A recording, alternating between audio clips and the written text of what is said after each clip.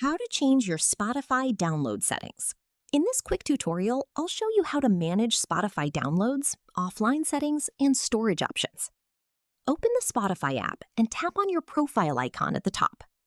Go into Settings and Privacy, then scroll down to find Data Saving and Offline options. Here you'll see several important settings. You can manage how your downloads behave, including enabling or disabling data saver mode, controlling offline content quality, and adjusting what gets downloaded for music and podcasts. If your storage is getting full, you can also tap on Remove All Downloads to clear offline files instantly. And if the app is slowing down, use Clear Cache to refresh performance without deleting your playlists. For podcast content, you can choose whether to download audio only or include video when available, depending on your preference.